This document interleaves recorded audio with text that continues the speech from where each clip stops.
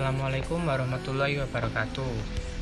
Saya Agastya Damas Pradipta dari kelas 10 IPA 4, absen 2 akan menjelaskan letak kerajaan Goa Talo.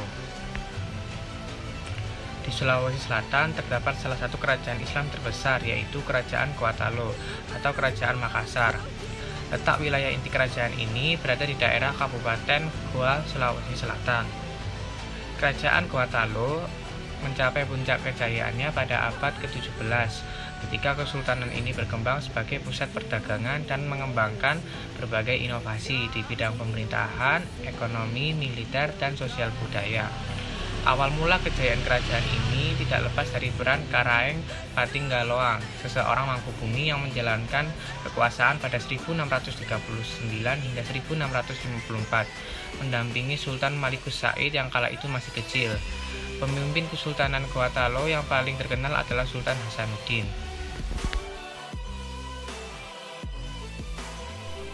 Dari legenda orang Goa, dikatakan bahwa ratu pertama yang memimpin kerajaan Goa ialah Tumanurung Bainea. Ia sengaja diutus ke Goa untuk memimpin kerajaan itu. Pada saat itu, kerajaan Goa sedang dilanda perang saudara. Ia memimpin dari tahun 1320 hingga 1345. Pada saat itu, kerajaan Goa masih terdiri dari kampung-kampung kecil yang bernama Kasuwiang, yang dipimpin oleh beberapa orang seperti Tombolo, Lakiung, Samata, dan lain-lain. Mereka berpikir bahwa mereka tidak bisa meredakan perang saudara ini, maka mereka setuju untuk memilih orang yang dapat dipercaya oleh semua rakyat dan pemimpin-pemimpin. Mereka setuju untuk mengangkat Tumanurung Bainea. Anehnya, setelah ia diangkat, kerajaan Goa yang awalnya mengalami perang saudara menjadi damai, sangat damai, sehingga warga-warga sekitar setuju untuk membangun sebuah istana di atas bukit Tamalate. Istana tersebut akhirnya menjadi Istana Tamalate yang ditinggali. Masa kejayaan Kerajaan Goa Talo. Sultan Hasanuddin atau dijuluki sebagai ayam jantan dari timur yang naik tahta pada 1653 berhasil membawa Kerajaan Goa Talo mencapai puncak kejayaan. Kerajaan Goa Talo berjaya pada awal sampai pertengahan abad 17. Goa Talo mampu menguasai sebagian besar wilayah Sulawesi bagian selatan dan barat. Pada masa kejayaannya, kerajaan ini dikenal sebagai negara maritim yang menjadi pusat perdagangan di Indonesia bagian timur. Goa Talo menjadi gerbang perdagangan antara barat dengan sumber rempah di Maluku. Kejayaan ini semakin memupuk kebencian dari raja-raja lokal seperti Waju dan Bon.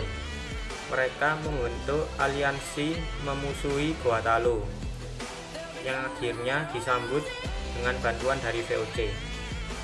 Sultan Hasanuddin sangat anti terhadap dominasi asing, sehingga dia menentang kehadiran VOC yang telah berkuasa di Ambon.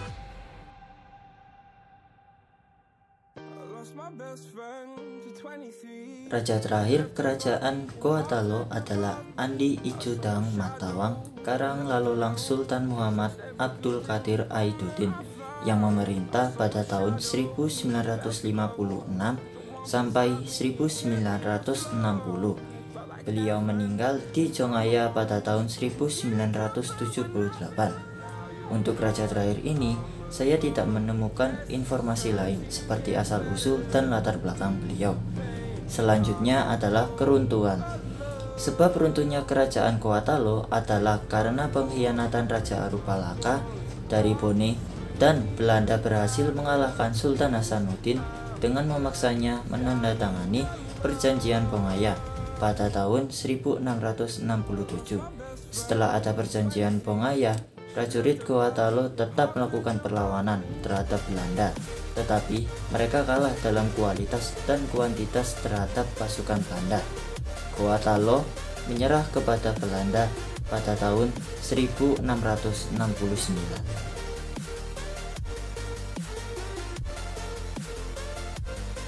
Kehidupan masyarakat di bidang ekonomi Kerajaan Goa Talo. Kerajaan Goa Talo atau disebut juga Kerajaan Makassar adalah kerajaan maritim dan berkembang sebagai pusat perdagangan di wilayah Indonesia bagian timur. Hal ini ditunjang oleh beberapa faktor, yaitu 1. letak yang strategis. 2. Memiliki pelabuhan yang baik. 3. Jatuhnya Malaka ke tangan Portugis pada tahun 1511 yang menyebabkan banyak pedagang yang pindah ke Indonesia Timur. Makassar tumbuh menjadi pelabuhan yang ramai karena letaknya di tengah-tengah antara Maluku, Jawa, Kalimantan, Sumatera, dan Malaka.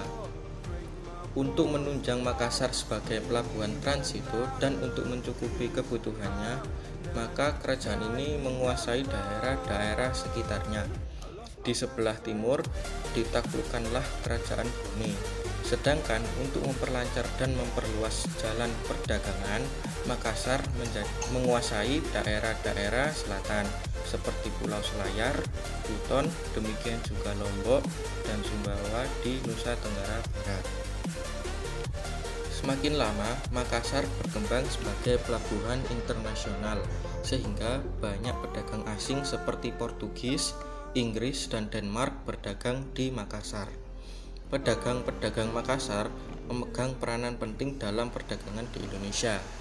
Hal ini menyebabkan mereka berhadapan dengan Belanda yang menimbulkan beberapa kali peperangan karena pihak Belanda menganggap Makassar sebagai pelabuhan gelap atas berkuasanya Belanda di atas Maluku. Pelayaran dan perdagangan di Makassar diatur dengan hukum niaga yang disebut dengan Ade Aloping Loping Bicarana Pabalu. Hingga dengan adanya hukum niaga itu, maka perdagangan di Makassar teratur dan mengalami perkembangan yang pesat. Kerajaan Gawatalo merupakan kerajaan bercorak Islam yang terkenal karena keramahan mereka terhadap para bangsa asing yang datang untuk berdagang. Kerajaan Gawatalo pun menjamin keselamatan dan kenyamanan para warga sekitar dan juga warga asing yang ada di wilayah kerajaan, sehingga mereka merasa nyaman dan aman. Oleh karena itu, di kerajaan Gawatalo terdapat banyak juga pemukiman orang Melayu, gereja-gereja yang telah dibangun oleh bangsa Portugis, dan juga gudang-gudang yang telah dibangun oleh bangsa Inggris. Ada juga bangsa-bangsa yang datang ke sana semata-mata untuk berdagang, seperti Denmark, Spanyol, dan juga Tiongkok. Di Gawatalo, masyarakatnya menerapkan pelapisan sosial, yaitu lapisan atas, yaitu golongan seperti bangsawan dan keluarganya, yang biasa disebut dengan anak karung. Kemudian ada rakyat kebanyakan yang disebut dengan Tomarateka. Kemudian ada lapisan bawah, yaitu para hamba sahaya yang biasa disebut dengan Ata. Dari segi kebudayaan, masyarakat Makassar dikenal sebagai pembuat kapal. Jenis kapal yang mereka buat adalah kapal pinisi dan kapal lumbu. Perbedaan kapal pinisi dan kapal lumbu terdapat pada jumlah layar dan bodi kapal. Kapal lumbu biasanya memiliki satu layar dan bodi kapal yang lebih kecil, sedangkan kapal pinisi memiliki beberapa layar dan bodi kapal yang lebih besar. Pada kerajaan Gawatalo berkembang juga budaya lain. Tari yang berkembang di sana adalah tari Pakarena, tari Bosara, Angin Mamiri, dan lain-lain. Alat tradisional yang berkembang di sana adalah basing-basing, kue-kue, kecapi, dan lain-lain.